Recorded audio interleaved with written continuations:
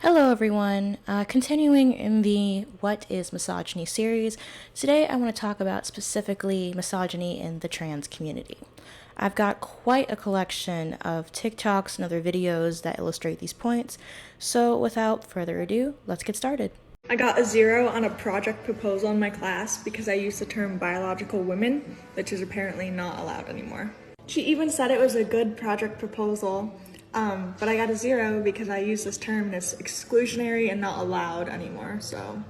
And I 100% know that this is like the most biased grade ever because my project is about transgenders competing in biological women's sports. How am I supposed to do my final project if I can't use the word biological women? But that's what my project is about.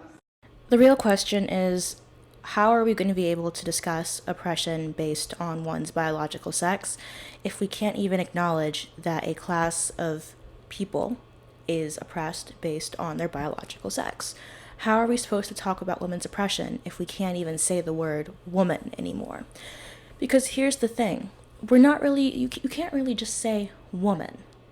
Because nowadays, especially in academia, woman is supposed to include cis and trans women. But to me, I've heard this before in a different TikTok, so I don't think this comes from me, but this is like saying bacon and turkey bacon. Bacon is the original, turkey bacon is the derivative. And especially when I was doing college, I'm so glad I'm done with it. I had a sociology class, and we discussed oppression of trans people before we didn't even talk about women in the entire course. We only talked about race, we talked about sexuality, we talked about transgenderism, we did not talk about women. And when I critiqued the idea that trans people were more oppressed than women, I got a 0 on the project, and I was told that he was considering reporting me for basically saying what you're not supposed to say. So this isn't just a one-person thing. It's if you're bold enough, if you're brave enough to continue to work or learn academia and you want to focus on the experiences of women, you're not allowed to, because you can't even use that word anymore to mean actual women. You can't even, in this case, she's literally just saying, I want to focus on biological women. I want to focus on cis women. But because she didn't use the approved language, immediate 0, immediate shutdown. And that really doesn't come as a surprise to me anymore. I was going to come here and be really fluffy and be really nice and say, yeah, be really lovely and queer and gay. No, if you see a turf, punch him in the fucking face. This is the shocking moment a transgender singer sings Kill a Turf Today on stage at a San Francisco club. The singer, known as Precious Child, has also posted pictures of herself holding up a cardboard cutout of J.K. Rowling's head while she held a knife to her neck. During her most recent performance at the Knockout Bar in San Francisco, Precious Child performed her song Turf Killer, encouraging the audience to chant Kill a Turf Today. In a video posted to her YouTube account, Precious Child is heard asking the audience to sing the aggressive lyrics all together, whilst the artist's music video for the song is shown on a screen in the background. What are your thoughts on this? Not to be like overly dramatic or anything, can we just start stabbing transphobes at this point? Like, we have such a big problem of transphobic people being fucking idiots and not getting their shit kicked in. Can we just start kicking their shit in? It would be so much easier for everyone. The entire world would be so much better if we could just stab a transphobe. Say something transphobic, you get stabbed. The world would be beautiful. And these past 3 videos illustrate exactly how difficult it is to disagree with transgender ideology.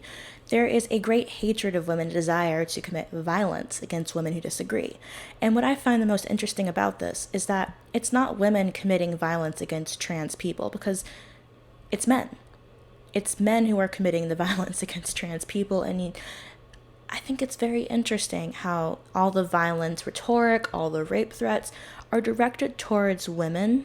And typically, it's sexual violence as well, which none of that is going towards the guys who are conservative, who are critiquing transgender ideology.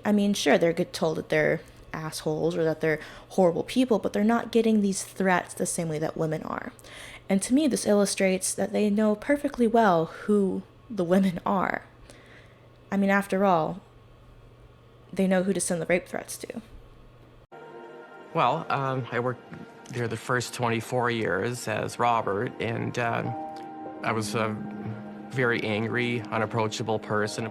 I was always sad. It was just, all that anger was just covering up all the sadness and anxiety inside me. I had a shop floor supervisor who stood up for me and sent out a company-wide email saying that Robin has every legal right to use the women's change room. It's funny because you do find allies in some of the strangest places. Once they saw that I was actually smiling and they saw me that was like actually happy, it's not so scary to them. I mean, I didn't change the world, but there was about 400 people that I changed. Or rather, 400 people who knew that if they said anything, if they complained, if they asked for private spaces, they would be the ones penalized and not you. This isn't some inspirational story of victory over transphobia or bigotry. It's a case of women being shut down, knowing that to argue against allowing you in their private spaces would be to lose their jobs. And this is part of the big machine, the turning gears that keep women silent. If you are unable to speak up in academia, you can't commit research that will allow you to show the differences between men and women.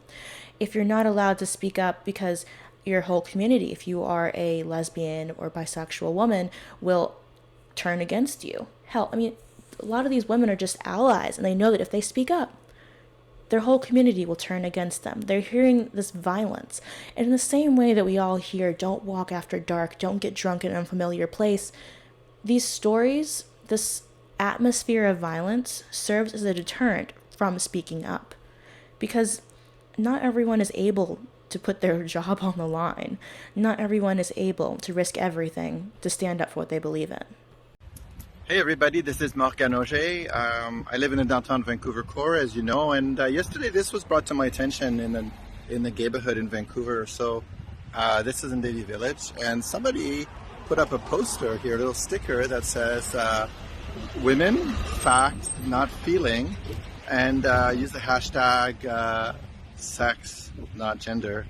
And this is this is in a neighborhood with there's a lot of trans people. There are lots of trans families here, actually. And as a matter of fact, this is adjacent to a complex where 3 different transgender families live.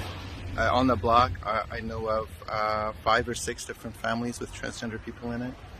And this is the kind of messaging that gets put around to indicate to a community in this situation, transgender people and transgender women specifically, to indicate to them that there are people out there who believe that they have the right to have freedom of expression, which is a fact, and that they have the right to incite discrimination against women who are transgender and people who are transgender. And I think this video is particularly interesting because it's a sticker. It's a sticker that just says that women are a sex class, not based on gender. That's basically it. It's not anything inciting violence. It doesn't say kill all trans people. It doesn't incite violence the way that the previous videos, which literally did say, let's commit violence against women who disagree with us, does. Those videos were inciting violence. They were telling people to commit violent acts against women who disagree. This just says, woman is not a feeling. That's it. So tell me how that incites violence. Tell me how that tells someone to become violent. It doesn't. It's that simple. The idea of someone not agreeing with you is not a violent act. Not validating your gender identity is not a violent act. On the basis of gender, on the basis of sex or deeply held bias. And this is not a fact, actually. We don't have a right in Canada to incite prohibited discrimination. And free expression has its limits, as was demonstrated in the O.J. v. Watcott case, which I put up against Bill Watcott at the Human Rights Tribunal of BC in 2017. The 2019 ruling was clear that no, in fact, not all expression is free, and that publishing material stating that being a woman when you're transgender is an impossibility is a violation of people's human rights, especially when done for the purpose of advertising an intention to discriminate or urging others to discriminate on prohibited grounds such as sex or disability or gender identity or expression, all of which are grounds that transgender women have succeeded in the past 30 years to protect their access to women's spaces in Canada. Notice how he didn't mention sex in those protected categories. And I find it interesting that in Canada you can be arrested, you can be have a legal case brought against you for saying this man is a man. But you don't see any similar cases for women who have been sexually harassed online. I mean, if every woman who had been sexually harassed on a video game decided to go put a case up against it, they would be laughed out the door. But if a man says, this woman called me a man online, she will get brought to court. She'll be arrested in front of her children, which I have covered in a previous video. And to me, this entire thing, this entire idea, it centers around victimization. The feeling of being in the right, being wronged by society, being wronged by other people. And if you ever look at cases of oppression, the oppressed don't have the ability to just magically push oppression into being codified into law. It takes a long battle. It takes a lot of effort. And those who are the oppressor class typically push back. And I find it very interesting that this is basically all against women. Women are the ones saying, stay out of our spaces. We want privacy. We acknowledge that, there's sex-based violence, that rape happens primarily by men to women, and we're getting talked over, we're getting ignored. All of this is happening in an era where the right to an abortion has been taken away, where you can't even argue for discrimination against getting fired for something like breastfeeding, which is covered by sex-based discrimination, because they've codified gender identity into law without ever actually deciding what it's defined as, which is one of the reasons why I recommend anyone who's interested in these topics to read Kara Dansky's book. I've covered the first couple chapters, and I've read aloud the prologue previously on this channel. She is someone who is very well versed in law and how it impacts women's rights. And you can see it here, where this guy is calling a sticker that literally just says, woman, not a feeling, it's a fact. That is inciting violence, but yet the thousands of trans people who go online, who go in person, and incite actual violence against women are let off the hook. For most of you, using a public bathroom is pretty straightforward. You have the urge to go. You get up and walk into a designated restroom, no questions asked. You do your business. Hopefully wash your hands and continue on your day. However, for the transgender community, that isn't always the case. In the past year, 16 states have considered restricting bathroom usage to biological sex at birth. These bills, in essence, will ban the transgender community from using the restroom of which they identify with. And if you choose to go against these laws and get caught, you will be fined and in some instances, even imprisoned. To push these unjust bills forward, conservative foundations have been running TV ads depicting men going into women's restrooms to harass women and children. Go ahead, buckaroo, because they won't do a damn thing. When I tell them I'm a trans woman, they'll say okay and they'll leave me alone. You want to know why? Because it's legal in my state as a trans woman to use the bathroom I identify with. Now come at me with another comment, honey bunches of oats. I love how he pretends that this isn't a real issue of men coming into women's spaces and being there for sexual reasons. Because I've gone into detail with this in a previous video. It was never about the bathroom, and there are so many cases of men committing sexual crimes against women in bathrooms. And the thing that people like this love to pretend is that somehow we can tell the difference between the guy in the dress who wants to go record the sound of women peeing and the guy in the dress who just wants to use the bathroom. You can't make that decision. You can't tell. I can't look at someone and tell who's going to be the predator. And that goes for every guy. Working in a rape shelter, a lot of the victims who came in were abused by fathers, brothers, uncles, friends, people they never would have considered capable of those crimes. So how am I supposed to tell the difference between you, a stranger wearing a dress, and a stranger in a dress who is there to hurt me? The answer is I can't. And I believe that it's more important to protect women's safety than to protect your feelings.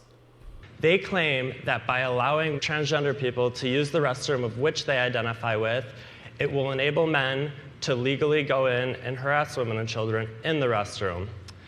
The facts, anti-discrimination protections covering gender identity have been around for years, and there is no evidence to suggest that they lead to attacks in public facilities. In 2016, Target made public their gender identity access policy, and a study was completed showing that there was an increase of sexual incidents over the course of the time frame. In particular, voyeurism-related offenses, upskirt and peeping Tom, increased significantly after the publication of Target's gender inclusion policy in April 2016. The 3-season forced category measurement found a 2.3 times increase in the amount of upskirt incidents after the policy, and a 2.9 increase in peeping Tom incidents after the policy. In a Poisson regression using trimesters to control for seasonal variations in offenses, the fold change in rate from the 4-year pre-policy period to the post-policy period was 3.03 for upskirt and 3.14 for peeping Tom. In conclusion, while media loss remains a limitation in the analysis, the present study supports the theory that sex predators may take opportunities afforded by gender inclusion policies to perpetuate sexual violence against women in public spaces. No other theory seems to account for the significant and precisely timed increase seen in the Target reports. So, yeah, it's pretty obvious and pretty easy to see that that's not the case. Men who are sexual predators do take advantage of these policies, whether or not you want to admit to it. The disappointing truth about these bills, they really only hurt the transgender community, which is already striking out. In a study done by the Williams Institute, it was found that 42% of transgender women age 18 to 96 will attempt suicide in their lifetime. For transgender men, the rate is even higher at 46%. If that statistic isn't bad enough, I have one more to show you. For transgender individuals who have been denied equal access to bathrooms at work, there is a 59% suicide rate.